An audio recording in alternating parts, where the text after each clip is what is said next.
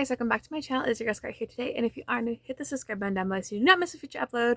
And today's video is going to be a tag video, but this is going to be a specific tag video. It's going to be a BG slash Andy GIBB music inspired music tag. So I've got about 12 to 13 questions based off of the BGs and Andy GIBB. So without further ado, let's just get right into it. So if this goes well, I think I'm gonna try and do one on ABBA and the Carpenters, maybe the Bay City Rollers, and so on and so forth. So I decided to do them because I feel like as much as I love them, I don't talk about the Bee Gees and Andy GIBB enough on my channel. I've done a couple videos on them. I know I did my favorite Andy songs last year. I know I did my favorite Bee Gees songs last year. I also have a vinyl collection from probably like almost 5 years ago, somewhere on my channel. But the first question is, what was the first song you heard from the Bee Gees and Andy GIBB? So for the Bee Gees, I'm trying to go back in my head. I want to say it was Massachusetts or Holiday. And the reason why is because I actually discovered Andy first in 2017. So fun fact, quick story time. Didn't know they were related till like early 2018. Don't ask. Andy, I had watched a video of him doing the it was the ABBA and Olivia Newton-John special from '78, and they sang Holiday or something on there. And so I went and Googled it, and still, stupid me, I didn't pay attention to anything that was being said. I mean, I was 15 or 16 at the time, so I was still very young and naive. And fast forward, I think it was Massachusetts or Holiday was my first Bee Gees song because of Andy singing that in that special. Now, Andy's first song was I Just Want to Be Everything because Samantha used to do these, like, you know, back in the day, 2016 vibes, 2017 vibes, edits of people that you like were into or people that you're obsessed with. And she was told that song by my mom. From there, it spiraled into Snowball. I discovered his discography from there. Next question. Which song from the Bee Gees is your all-time favorite? Oh, dear God. I will say that one that I always go back to, a couple of them that I always go back to is My World, Run to Me, and You Win Again. You Win Again specifically was one of my songs that really helped me in 2021 and 2022 get through a lot of stuff. And My World, I love that song. And then also, I forget, I listened to Giving Up the Ghost a lot and House of Shame. So, like, those are my top 4 or 5 songs right now. I don't definitely have, like, a favorite, like, I have to listen to every day. All of their songs are, like, from their early 60s to, like, I feel like the 80s music is where my heart's at right now.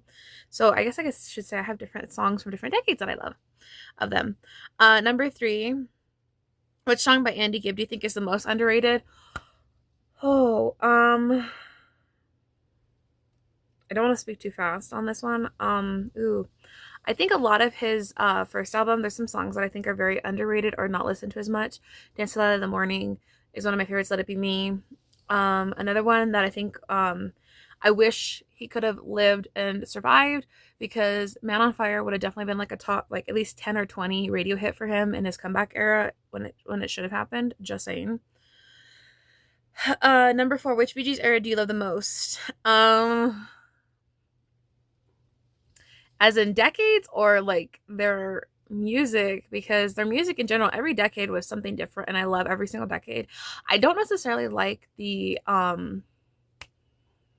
stereotypical bias, like generalization that they created disco or they invented disco. I don't like that, because they always said, and they said that it was R&B inspired music, which was a Saturday Night Fever album. So but for the era that I do love the most, I think it was probably the 80s, because the ESP album and then the one album, they won't have if Andy had never passed away.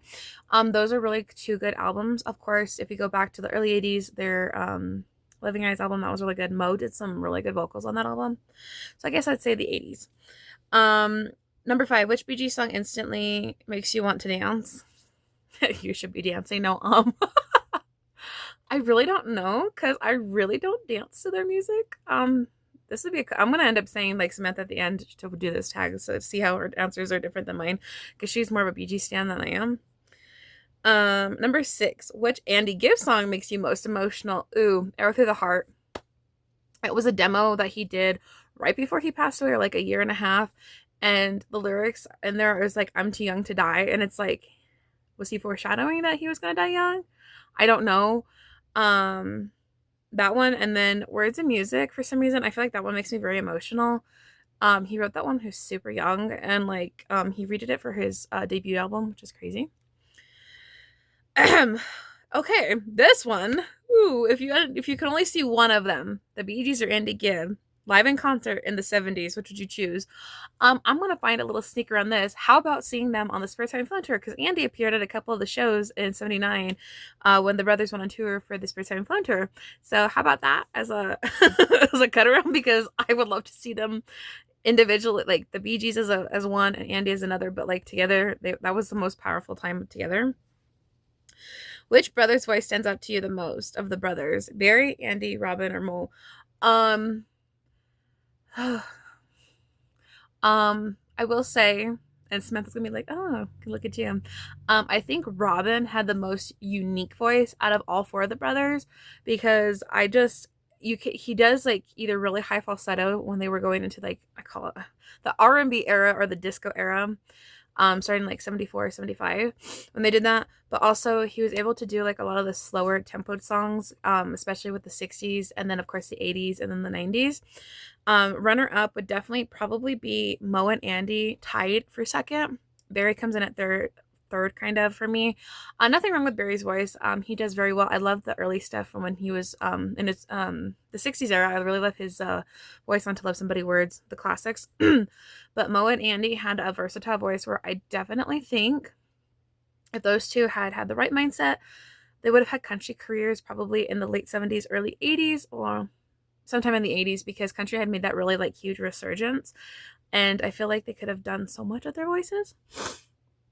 Number 9, which Bee Gees harmony moment gives you chills every time? I really, well, any other live performances, I will say, especially because they've, the Midnight Special has posted a lot of their stuff on YouTube here on this platform. I really didn't realize how good of a group they were live, and it's crazy, especially when they do a lot of the acoustic sets or just the guitars and it's stripped down to just the guitars and piano or whatever. So probably like one of my favorite ones is when they do Massachusetts or To Love Somebody on the Midnight Special. Number 10, which Bee Gees and Andy Gibb songs feel the most romantic to you? I'm just gonna give one of each. For Bee Gees, romantic words or To Love Somebody from the early days. From the 70s,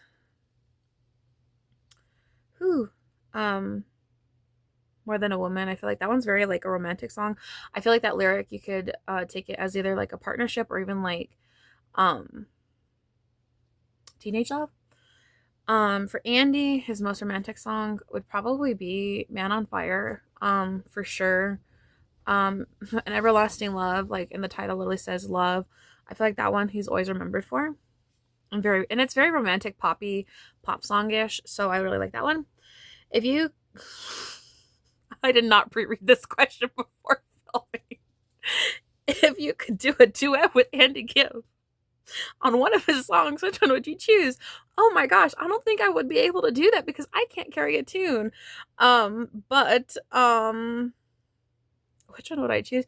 Probably one of the duets that he did with Olivia Newton-John. Probably Rest Your Love on Me or I Can't Help It. Like one of those would probably be the easiest. I'd probably like lip sync the whole time if Olivia's vocals were in the background. Number 12, which Bee Gees song do you think everyone should hear at least once in their life? Anything from the 80s. ESP. I have been saying this for a while. I've been like on the ESP train, Giving Up the Ghost, and then or off the one album House of Shame. Can you tell I'm listing off most songs? One song that I really don't think, and I think if you listen to it you'd probably lose like not wanting to listen to them, is their rap that they did in 87. They reference all their songs. It's really funny. And then here's a couple bonus questions. Which GIBB written song for another artist is your favorite? Oh. Ooh. Islands in the Stream. Because first off, that's like my number one, because when they do it, the Bee Gees end up singing it in their live shows later on in the 80s and the 90s. You can hear Mo's vocals really strongly. Like I'm a Mo stan for his voice. His voice is definitely underrated. I'm like a Mo pusher. The second probably song that I like the most from another artist that they wrote for was probably Heartbreaker for Dionne Warwick. I would say the third one Runner up would kind of be like anything from the well, I don't know if they want, I don't know how many of them wrote on this album, the Barbra Streisand album. Guilty. It's pretty good. Number 14, which Bee Gees and or Andy Gibb song would be the soundtrack to your life right now? Oh my gosh. Well, with work and craziness, for Bee Gees, let's see. I don't know if they have anything crazy. Oh my gosh, I'm like blanking on their whole discography. Maybe something fast paced. Oh, you know what? Maybe When to Change from the main chorus album. When to Change, maybe? I don't know. For the Bee Gees. For Andy, I'm trying to think because a lot of his songs are like romantic. Oh my gosh. I'm going through the whole discography trying to figure out the lyrics. Okay. Maybe Flowing Rivers, just going with the flow of life. Flowing Rivers passing through my mind, maybe. And then number 15, if you could spend a day in the studio with the Gibb brothers, all four of them, in the 70s or the 80s, what song would you hope to see them record? Oh, if it was the 70s, I would definitely want to see Andy recording his debut studio album. If it was the 80s for Andy, I would hope if everything that had happened hadn't happened to him with drugs and alcohol abuse, I would like to see how many other studio albums he would have dropped in the 80s. For the Bee Gees, if I could spend a day for the 70s, it would probably be during the Saturday Night Fever transition. Those songs were not originally supposed to be for the movie. They were working on an album already, and they ended up giving them to Robert Stigwood, from what I remember, for the movie. And that's why that whole thing like went viral. So maybe around there to see like, oh, maybe like the process behind those songs, because the movie kind of like overshadows the actual songs, I feel like, a little bit. For the 80s, I definitely would be on the studio when they're recording ESP. That would be so cool. Because I really like that album. But that is the Bee Gees and Andy Gibb music tag. If you made it this far in this video, thank you guys so much for watching. This is a new music tag on my channel.